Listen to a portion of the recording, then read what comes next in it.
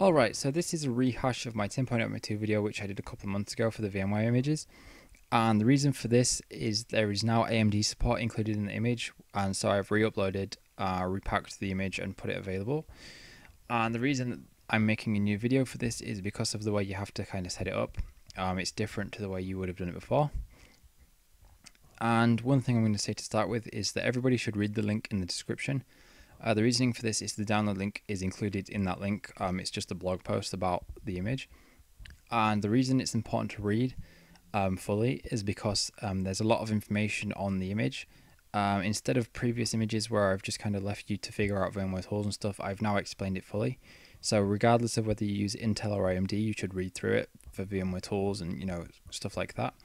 And especially AMD users, because in that blog post I will have put like a list of all the working AMD processors. All of them should work, but there's a couple that need you to do specific things to get them to work. So that link will include any information you need for any specific processors. And if you let me know in the description here or as a comment on the blog, a comment on this video or a comment on the blog, which processor you're using, I can add it to the list so that everybody else knows that that processor works and what needs to be done to make it work and stuff like that. Some of you may know that I put this out as a test build to a few people privately, and this is the exact same build that I used there. The reasoning I'm using the same one is purely because the feedback was very positive, so I figured that anything could just be worked on for the next image. So there could be a couple of bugs for a couple of processors, stuff like that, but I hope you understand that we'll get this sorted as soon as possible. And as such, anybody who leaves a comment, I'd rather you did it in a helpful way rather than just kind of complaining that stuff doesn't work and not being particularly nice about it. Purely because this is a test build, so I'm making that perfectly clear that you shouldn't expect it to be perfect on every machine possible. So just leaving helpful comments is appreciated, and if you don't, then you'll pretty much just be ignored. So yeah, now that's out of the way, if you go, as I said, to the link in the description and go to the link for the download, you can download the image. It's done by torrent off our private server, so it should be very fast at the minute. It's in the same format as most of the other VMware images, so a 7-zip file. And if you just extract the 7-zip file, you'll have this folder here, and inside there you'll have these 3 folders. So the top one contains your VM, and the next 2 are just used for unlocking VMware. Now, for the hardware virtualization bypasser and the macOS X guest, if you look in the left and the right top corners of the video, you'll see links which will show you how you need to use those. Everybody needs to run the macOS X guest if they haven't run it before, and only certain people need to run the hardware virtualization bypasser. So if you're not sure about using that, check the link, because I'll go through it in the video that I've linked if you need to use it or not.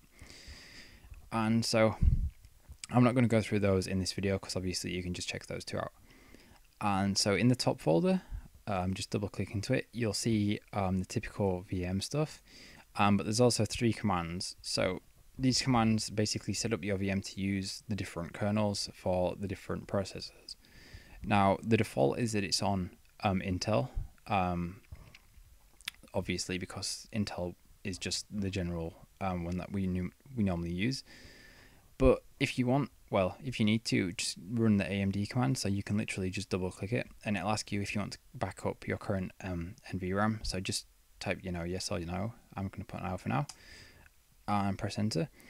And what you'll have now is your VM will be set up to use the AMD kernel. Now, I'm actually on an Intel machine now, so I'm just going to change back to my Intel kernel, and again you'll get the same prompt. And there we go. So if you open up your VMX, VMware Workstation will open,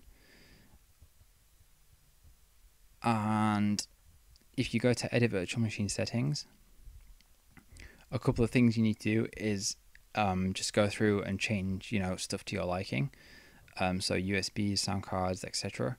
And in the options, you might want to change this to 10.8 64-bit if you have any problems, although 10.7 64-bit should prove fine for you.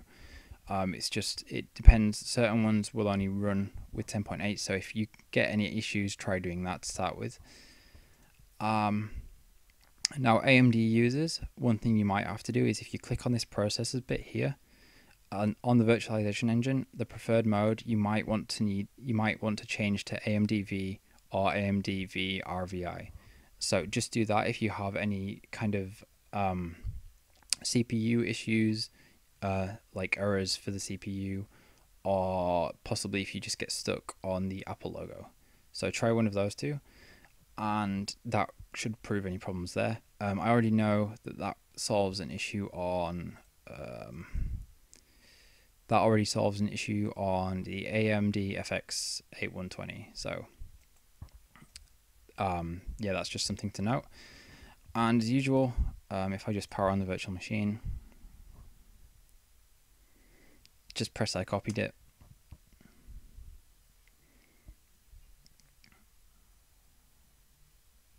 and the machine will start to boot up.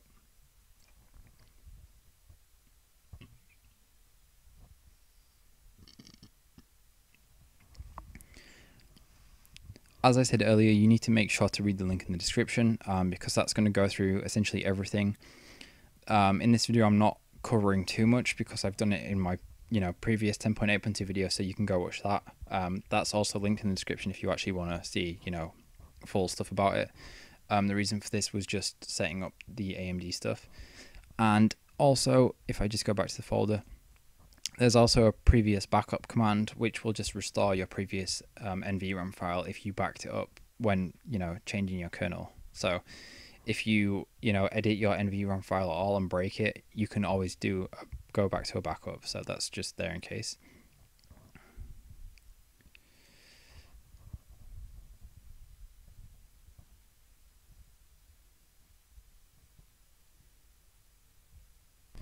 Now, one issue which is currently present with the AMD stuff is graphics. This is purely because I haven't actually looked into it in enough detail yet. The kernel has issues with NVIDIA graphics, but also VM graphics.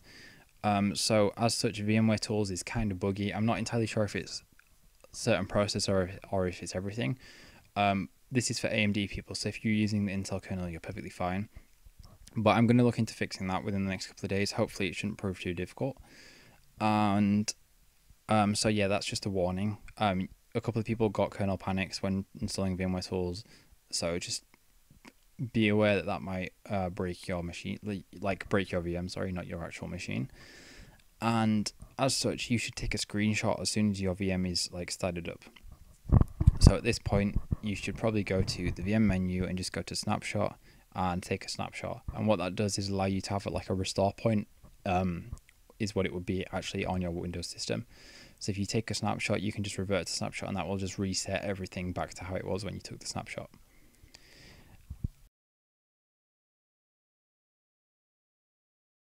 So if I just set this up and go to United Kingdom, British, blah blah.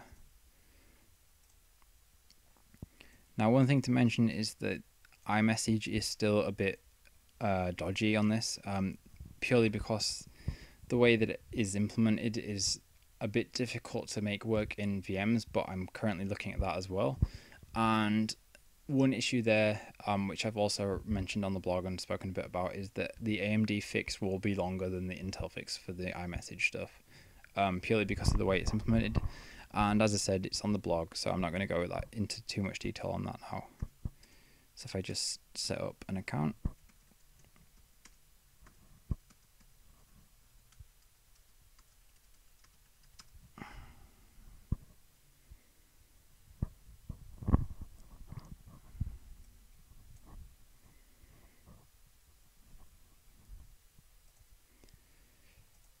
even though I'm running this on the Intel kernel, it should be pretty much the same on it for everyone on the AMD kernel. It should all work exactly the same.